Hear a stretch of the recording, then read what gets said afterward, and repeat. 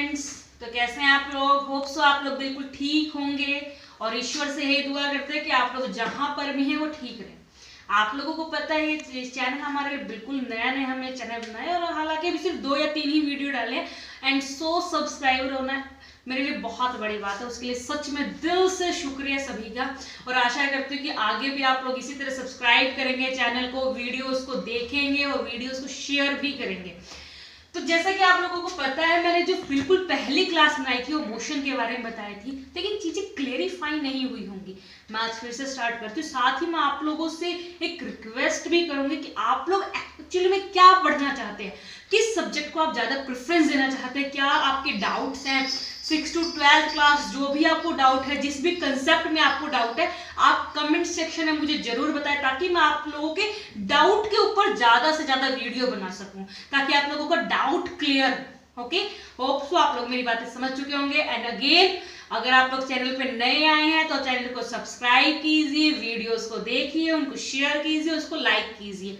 तो बेटा क्या कहा था मैंने आप लोगों को कि मैं आप लोगों को मोशन के बारे में बताऊंगी। क्लियर है शुभम? मोशन के बारे में, जहां पे मैंने आप लोगों को बताया था कि मोशन का मतलब होता है किसी भी चीज का मूव होना। ये हम सिंपली अगर लैंग्वेज में सीखें तो मोशन का मतलब होता है अगर टाइम के साथ अगर किसी की पोजीशन में चेंज आए, चेंज इन पोजीशन, अगर टाइम के साथ किसी के पोजीशन में बदलाव आए तो हम कहेंगे वो ऑब्जेक्ट जो है वो मोशन में है। अगर टाइम के साथ किसी के पोजीशन में बदलाव आए तो हम कहेंगे कि वो ऑब्जेक्ट जो है वो मोशन में है। ठीक है, इसी का मैंने आप लोगों को बताया था कि अपोजिट वर्ड भी चलता है रेस्ट। अपोजिट वर्ड क्या चलता है? रेस्ट। जहां पर हम कहते हैं कि अगर टाइम के साथ टाइम बदलता जा रहा है बेटा, लेकिन उसकी पोजीशन में कोई भी बदलाव नहीं आ रहा, there is no change in position, उसकी पोजीशन में कोई बदलाव नहीं है, तो वो ऑब्जेक्ट जो है वो रेस्ट पोजीशन पे है। इस बात को एक एग्जांपल की तरह समझते हैं। जो बिल्कुल जो बच्चे 9th में बिल्कुल नए हैं, जिनको मतलब नहीं होता कि ये चीजें नए हैं, उनको बिल्कुल नहीं समझ में आता क्या होता है मोशन। और जब हम क्लास में जाते हैं तो टीचर हमसे कह देती है when a object is change their position with respect to time, that is called the object in motion. बच्चे के सिर के ऊपर से जो गया, या फिर ये कह देते हैं कि क्या कहते हैं आप लोगों का जो मोशन है। तो ये सिंपल सी बात मैं समझाने के लिए आपको बता रही हूँ कि बेटा क्या होता है, अगर मैं टाइम के साथ अपनी पोजीशन को बदल रही हूँ, अपने जो भी मैं चल रही हूँ या मैं बोल रही हूँ या मैं खा रही हूँ, टाइम के साथ मेरे अंदर बदलाव आ रहे हैं तो मैं कह सकती हूँ कि मैं मोशन में हूँ। लेकिन अगर किसी इस बोर्ड के बारे में बात करूँ मैं, ये बोर्ड आज भी यहाँ रखा है, कल भी यहीं रखा रहेगा, परसों भी यहीं रखा रहेगा, इसके अंदर कोई भी बदलाव नहीं आ रहा। टाइम के साथ जहां पर है वहीं पे है, ये स्थिर है एक जगह पे, कॉन्स्टेंटली एक जगह पे रखा हुआ है, तो हम कहेंगे बोर्ड जो है वो रेस्ट पर है। होप सो आप लोगों को रेस्ट और मोशन तो क्लियर हो चुका होगा। तो बेटा साथ ही साथ जब हम करेंगे तो हम ये कहेंगे कि there is a 2 type of motion. Motion के 2 प्रकार होते हैं, 2 टाइप होते हैं। एक होता है बेटा यूनिफॉर्म मोशन, एक होता है आपका नॉन यूनिफॉर्म मोशन। एक होता है आपका यूनिफॉर्म मोशन, एक होता है आपका non uniform motion. Uniform motion और आपका होता है दूसरा non uniform motion. Non uniform motion. Okay, आप कहोगे मैम ये बार बार क्यों रिपीट कर रहे हो? रिपीट करने का रीजन है भाई, आपको नाम याद हो जाएंगे अगर हम इस चीज को बार बार रिपीट करेंगे। तो अगर आप लोगों को साइंस हिंदी में चाहिए या आपको साइंस हिंदी में समझना है, मैथ हिंदी में समझना है, उसके लिए भी आप मुझे बोल सकते हैं। मैं आप लोगों को इसको हिंदी में भी समझाऊंगी, हिंदी में इन वर्ड्स को क्या बोलते हैं, कंप्लीट एक हिंदी का पैटर्न भी हम लेके चलेंगे। फिलहाल अभी इंग्लिश के बारे में बात करते हैं। तो कहते हैं बेटा जब यूनिफॉर्म मोशन होता है तो कहते हैं अगर मैंने 2 ऑब्जेक्ट लिया, ठीक है, एक ए ऑब्जेक्ट लिया, एक बी लिया, या मैंने 2 बच्चे लिए, एक राहुल लिया, एक हमने मयंक लिया। दोनों को मैंने कहा बेटा 2 किलोमीटर चलना है, ठीक है, 2 किलोमीटर दोनों बच्चे चले, दोनों के दोनों 2 किलोमीटर जाने में दोनों के दोनों ने 10 मिनट का टाइम भी लिया, मतलब दोनों का डिस्टेंस सेम था 2 किलोमीटर, दोनों ने टाइम भी सेम लिया 10 मिनट का। तो हम कहेंगे वो ऑब्जेक्ट, वो दोनों थे, वो कौन कौन से मोशन में थे? यूनिफॉर्म मोशन में थे। तो यूनिफॉर्म को अगर सिंपली समझने की कोशिश करें तो क्या कहेंगे हम? Same distance with same time, same distance and same time, same distance and same time. बताया ना अभी कि सेम डिस्टेंस और सेम टाइम का मतलब क्या है? जो राहुल और मयंक है वो दोनों 2 किलोमीटर जा रहे हैं, दोनों के दोनों 10 मिनट का टाइम भी ले रहे हैं, मतलब डिस्टेंस सेम है, टाइम सेम है, आप कहोगे वो दोनों यूनिफॉर्म मोशन में। अब राहुल मयंक को मैंने दोनों को 2 किलोमीटर का ही डिस्टेंस दिया, लेकिन उनका जो टाइम पीरियड था, राहुल 10 मिनट में पहुंच गया और मयंक को पहुंचने में 15 मिनट लगे। मतलब टाइम तो जिसमें टाइम तो मतलब डिस्टेंस तो क्या है, सेम है, सेम डिस्टेंस है, लेकिन राहुल और मयंक के बीच में जो टाइम पीरियड है वो डिफरेंट है। तो आप कहोगे राहुल और मयंक जो है वो मोशन में तो है, लेकिन उनका जो मोशन है वो यूनिफॉर्म मोशन है। होप्स आप लोगों को यूनिफॉर्म और नॉन यूनिफॉर्म में अब किसी तरह की कोई भी दिक्कत नहीं हुई होगी। नेक्स्ट टॉपिक है बेटा, इसी का टॉपिक अभी हम स्टार्ट नहीं कर रहे, सिर्फ चीजों को समझने की कोशिश कर रहे हैं। नॉन यूनिफॉर्म अपने आप को फर्दर 2 भागों में बांटता है। एक होता है आपका नॉन यूनिफॉर्म, फर्दर अपने आप को 2 भागों में बांटता है बेटा, एक्सेलरेटेड मोशन और D accelerated motion. Accelerated motion and D accelerated motion, accelerated motion और डी एक्सेलरेटेड मोशन।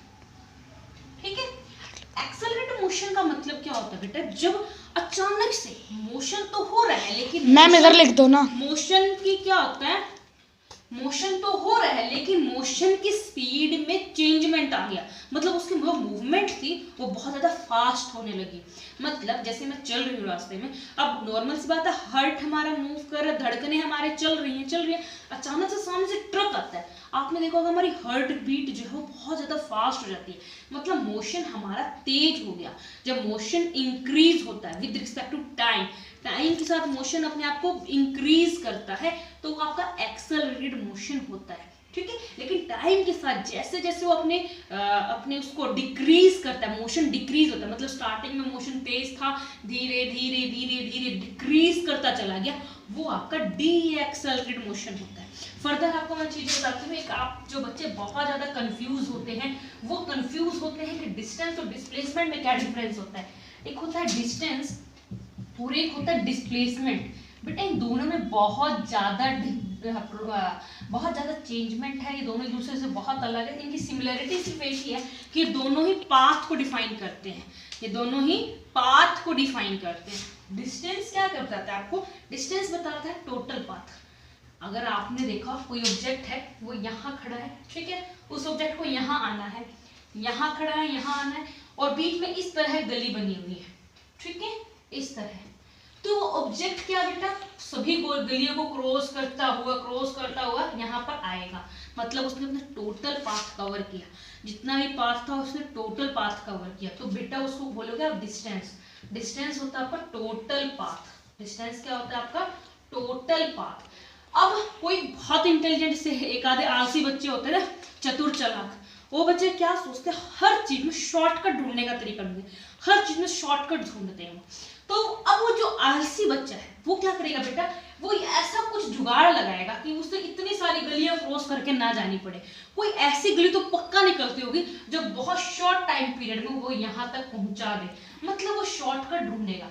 तो वो शॉर्टेस्ट पाथ जो होता है ना, शॉर्टकट पाथ जो होता है वो आपका डिस्प्लेसमेंट होता है। होप्स आप लोगों को ये बातें क्लियर होगी।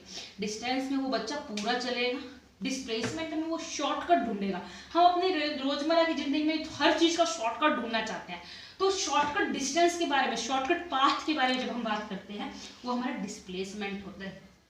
ठीक है, अब आपने एक चीज और नोटिस की होगी, अगर आप लोगों ने पढ़ा होगा तो, कि जो डिस्टेंस है वो डिस्टेंस के अंदर हम स्पीड के बारे में बात करते हैं। मतलब हमने जो पढ़ा है वो ये पढ़ा है, speed is equal to distance upon time, speed is equal to distance upon time. लेकिन जब भी बात आपकी डिस्प्लेसमेंट की आती है तो बेटा हम स्पीड की बात नहीं करके किसकी बात करते हैं, वेलोसिटी की। किसकी बात करते हैं, वेलोसिटी की। और वेलोसिटी होता है आपका displacement upon time, displacement upon time. Hope so आपकी बात क्लियर हो कि अगर हमें डिस्टेंस के बारे में बात करना हो तो हम स्पीड निकालेंगे। न्यूमेरिकल क्वेश्चन आते हैं हमारे पास, न्यूमेरिकल क्वेश्चन में हमें यही नहीं पता चलता कि वहां पे स्पीड निकालनी है या वहां पर वेलोसिटी निकालनी है, क्योंकि दोनों की यूनिट सेम होती है। आप लोगों को पहली क्लास में मैंने बताया था यूनिट कैसे निकालते हैं, मैं आपको फिर से बताती हूँ। ऐसा यूनिट कैसे निकालते हैं, इंटरनेशनल स्टैंडर्ड यूनिट कैसे निकालते हैं भाई, डिस्टेंस को किस में नापते हैं, किलोमीटर में। अगर डिस्टेंस की बड़ी यूनिट ली है तो नॉर्मल सी बात है टाइम की भी बड़ी यूनिट लेंगे। तो टाइम की बड़ी यूनिट क्या होती है, आर। तो स्पीड जो है वो किलोमीटर पर आर के फॉर्म में आपका निकलता है। ठीक है, ये तो यूनिट होगी बड़ी। अगर डिस्टेंस लूंगी मीटर में तो टाइम चलेगा सेकंड में, तो स्पीड आपकी दूसरी यूनिट क्या बन सकती है, मीटर पर सेकंड। जो आपकी यूनिट स्पीड की होती है, सिमिलरली वही स्पीड आपकी वही यूनिट आपकी वेलोसिटी की भी होती है, क्योंकि डिस्टेंस और डिस्प्लेसमेंट भाई कुछ भी कमी हुई है, टोटल पाथ बता रहे हैं, शॉर्टकट पाथ बता रहे हैं, लेकिन बता तो अगला पाथ ही रहा है ना, रास्ता ही तो बता रहे हैं ना, तो दोनों को ही मीटर या किलोमीटर में हम डिफाइन करते हैं, ठीक है। इसकी वजह से स्पीड और वेलोसिटी की यूनिट भी आपकी सिमिलर होती है। बच्चे कंफ्यूज हो जाते हैं कि जब यूनिट सेम लिखी होती है तो यही नहीं समझ में आता क्या निकालना है, कैसे निकालना। अरे भाई जहां डिस्टेंस दिख जाए, डिस्टेंस गिवन है, टाइम गिवन है, जहां दिख जाए वहां स्पीड निकालनी है, ठीक है। जहां डिस्प्लेसमेंट वर्ड दिख जाए, टाइम दिख जाए, वहां आपको वेलोसिटी निकालनी है। होप्स आप लोगों को ये बात भी क्लियर हो चुकी होगी, ठीक है। साथ ही आप लोगों को एक और बात बताती हूं मैं, वो क्या, डिस्टेंस, डिस्प्लेसमेंट, वेलोसिटी क्लियर हो चुका होगा। अब आप लोगों को एक वर्ड आप लोगों ने सुना होगा, एक्सेलरेशन, ठीक है। एक्सेलरेशन वर्ड सुना होगा, इनिशियल वेलोसिटी सुना होगा, फाइनल वेलोसिटी सुना होगा, एवरेज वेलोसिटी सुना होगा। ये सभी मैं आप लोगों को बताऊंगी, लेकिन अगले वीडियो में।